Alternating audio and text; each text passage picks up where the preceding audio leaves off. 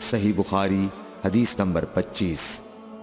رسول اللہ صلی اللہ علیہ وسلم نے فرمایا، مجھے اللہ کی طرف سے حکم دیا گیا ہے کہ لوگوں سے جنگ کروں اس وقت تک کہ وہ اس بات کا اقرار کر لیں کہ اللہ کے سوا کوئی معبود نہیں ہے، اور یہ کہ محمد صلی اللہ علیہ وسلم اللہ کے سچے رسول ہیں، اور نماز ادا کرنے لگیں اور زکوٰۃ دیں۔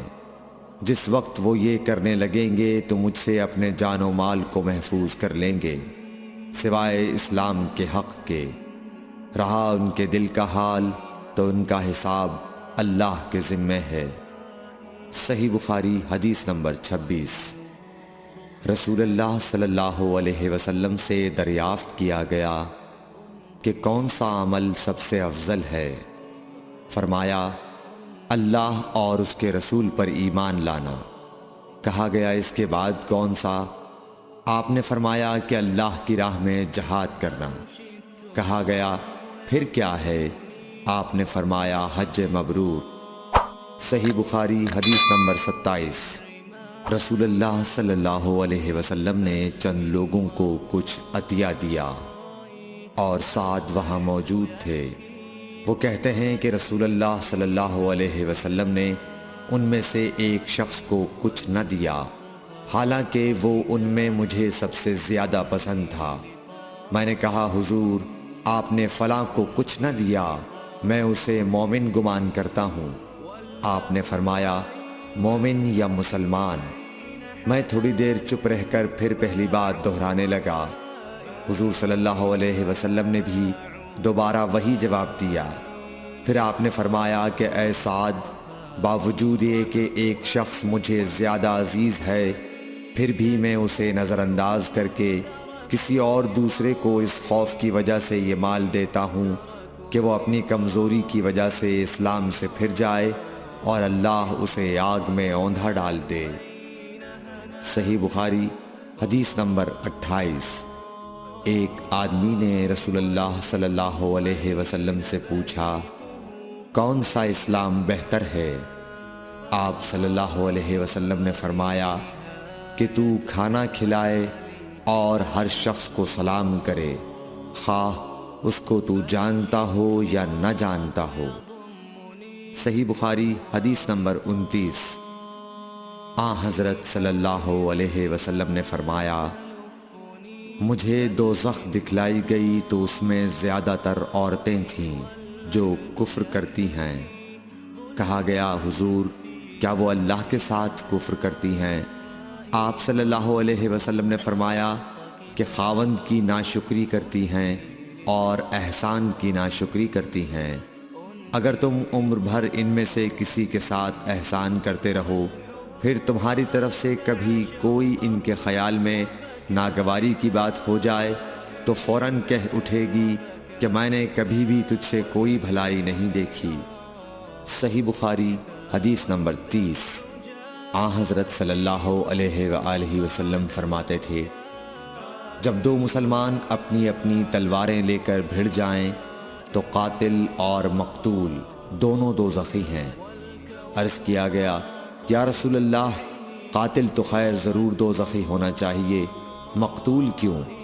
فرمایا، وہ بھی اپنے ساتھی کو مار ڈالنے کی حرص رکھتا تھا، موقع پاتا تو وہ اسے ضرور قتل کر دیتا، دل کے عزم صمیم پر وہ دوزخی ہوا۔ صحیح بخاری حدیث نمبر 31۔ ابو ذر ایک جوڑا پہنے ہوئے تھے اور ان کا غلام بھی جوڑا پہنے ہوئے تھا۔ سبب دریافت کیا گیا تو کہنے لگے کہ میں نے ایک شخص یعنی غلام کو برا بھلا کہا تھا اور اس کی ماں کی غیرت دلائی یعنی گالی دی، تو رسول اللہ صلی اللہ علیہ وسلم نے یہ معلوم کر کے مجھ سے فرمایا، اے ابو ذر، تو نے اسے ماں کے نام سے غیرت دلائی ہے، بے شک تجھ میں ابھی کچھ زمانہ جاہلیت کا اثر باقی ہے۔ یاد رکھو، ماتحت لوگ تمہارے بھائی ہیں، اللہ نے اپنی کسی مصلحت کی بنا پر انہیں تمہارے قبضے میں دے رکھا ہے، تو جس کے ماتحت اس کا کوئی بھائی ہو تو اس کو بھی وہی کھلائے جو آپ کھاتا ہے، اور وہ کپڑا اسے پہنائے جو آپ پہنتا ہے، اور ان کو اتنے کام کی تکلیف نہ دو کہ ان کے لیے مشکل ہو جائے، اور اگر کوئی سخت کام ڈالو تو تم خود بھی ان کی مدد کرو۔ صحیح بخاری حدیث نمبر 32۔ جب سورہ انعام کی یہ آیت اتری، جو لوگ ایمان لائے اور انہوں نے اپنے ایمان میں گناہوں کی آمیزش نہیں کی، تو آپ صلی اللہ علیہ وسلم کے اصحاب نے کہا، یا رسول اللہ، یہ تو بہت ہی مشکل ہے، ہم میں کون ایسا ہے جس نے گناہ نہیں کیا؟ تب اللہ پاک نے سورہ لقمان کی یہ آیت اتاری کہ بے شک شرک بڑا ظلم ہے۔ صحیح بخاری حدیث نمبر 33۔ رسول اللہ صلی اللہ علیہ وآلہ وسلم نے فرمایا، منافق کی علامتیں 3 ہیں: جب بات کرے جھوٹ بولے، جب وعدہ کرے اس کے خلاف کرے، اور جب اس کو امین بنایا جائے تو خیانت کرے۔ صحیح بخاری حدیث نمبر 34۔ رسول اللہ صلی اللہ علیہ وسلم نے فرمایا کہ 4 عادتیں جس کسی میں ہوں تو وہ خالص منافق ہے، اور جس کسی میں ان 4 میں سے ایک عادت ہو تو وہ بھی نفاق ہی ہے جب تک اسے نہ چھوڑ دے۔ وہ یہ ہیں: جب اسے امین بنایا جائے تو امانت میں خیانت کرے، اور بات کرتے وقت جھوٹ بولے، اور جب کسی سے عہد کرے تو اسے پورا نہ کرے، اور جب کسی سے لڑے تو گالیوں پر اتر آئے۔ صحیح بخاری حدیث نمبر 35۔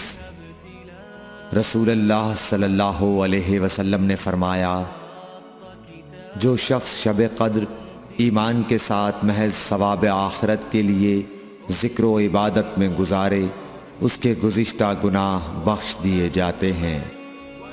صحیح بخاری حدیث نمبر 36۔ رسول اللہ صلی اللہ علیہ وسلم نے فرمایا، جو شخص اللہ کی راہ میں جہاد کے لیے نکلا، اللہ اس کا ضامن ہو گیا۔ اللہ تعالیٰ فرماتا ہے، اس کو میری ذات پر یقین اور میرے پیغمبروں کی تصدیق نے اس سرفروشی کے لیے گھر سے نکالا ہے۔ میں اس بات کا ضامن ہوں کہ یا تو اس کو واپس کر دوں ثواب اور مال غنیمت کے ساتھ، یا شہید ہونے کے بعد جنت میں داخل کر دوں۔ رسول اللہ صلی اللہ علیہ وسلم نے فرمایا، اور اگر میں اپنی امت پر اس کام کو دشوار نہ سمجھتا تو لشکر کا ساتھ نہ چھوڑتا، اور میری خواہش ہے کہ اللہ کی راہ میں مارا جاؤں، پھر زندہ کیا جاؤں، پھر مارا جاؤں، پھر زندہ کیا جاؤں، پھر مارا جاؤں۔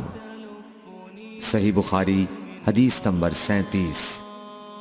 حضرت صلی اللہ علیہ وسلم نے فرمایا، جو کوئی رمضان میں راتوں کو ایمان رکھ کر اور ثواب کے لیے عبادت کرے، اس کے اگلے گناہ بخش دیے جاتے ہیں۔ صحیح بخاری حدیث نمبر 38۔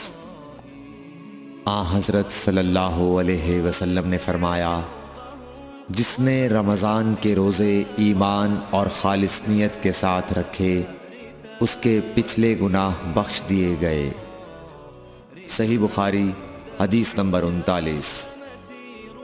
حضرت صلی اللہ علیہ وسلم نے فرمایا، بے شک دین آسان ہے، اور جو شخص دین میں سختی اختیار کرے گا تو دین اس پر غالب آ جائے گا اور اس کی سختی نہ چل سکے گی۔ بس اس لیے اپنے عمل میں پختگی اختیار کرو، اور جہاں تک ممکن ہو میانہ روی برتو، اور خوش ہو جاؤ کہ اس طرز عمل سے تم کو دارین کے فوائد حاصل ہوں گے، اور صبح اور دوپہر اور شام اور کسی قدر رات میں عبادت سے مدد حاصل کرو۔ نماز 5 وقتہ بھی مراد ہو سکتی ہے کہ پابندی سے ادا کرو۔ صحیح بخاری حدیث نمبر 40۔ رسول اللہ صلی اللہ علیہ وسلم جب مدینہ تشریف لائے تو پہلے اپنی نانہال اترے جو انصار تھے، اور وہاں آپ نے 16 یا 17 ماہ بیت المقدس کی طرف منہ کر کے نماز پڑھی، اور آپ کی خواہش تھی کہ آپ کا قبلہ بیت اللہ کی طرف ہو۔ جب بیت اللہ کی طرف نماز پڑھنے کا حکم ہو گیا تو سب سے پہلی نماز جو آپ نے بیت اللہ کی طرف پڑھی عصر کی نماز تھی۔ وہاں آپ صلی اللہ علیہ وسلم کے ساتھ لوگوں نے بھی نماز پڑھی۔ پھر آپ کے ساتھ نماز پڑھنے والوں سے ایک آدمی نکلا اور اس کا مسجد بنی حارثہ کی طرف گزر ہوا تو وہ لوگ رکوع میں تھے۔ وہ بولا کہ میں اللہ کی گواہی دیتا ہوں کہ میں نے رسول اللہ صلی اللہ علیہ وسلم کے ساتھ مکے کی طرف منہ کر کے نماز پڑھی ہے۔ یہ سن کر وہ لوگ اسی حال میں بیت اللہ کی طرف گھوم گئے، اور جب رسول اللہ صلی اللہ علیہ وسلم بیت المقدس کی طرف منہ کر کے نماز پڑھا کرتے تھے، یہودی اور عیسائی خوش ہوتے تھے، مگر جب آپ نے بیت اللہ کی طرف منہ پھیر لیا تو انہیں یہ امر ناگوار ہوا۔ زہیر ایک راوی کہتے ہیں کہ ہم سے ابو اسحاق نے برا سے یہ حدیث بھی نقل کی ہے کہ قبلہ کی تبدیلی سے پہلے کچھ مسلمان انتقال کر چکے تھے، تو ہمیں یہ معلوم نہ ہو سکا کہ ان کی نمازوں کے بارے میں کیا کہیں۔ تب اللہ نے یہ آیت نازل کی، وَمَا كَانَ اللَّهُ لِيُضِيعَ إِيمَانَكُمْ، سورہ بقرہ آیت نمبر 143۔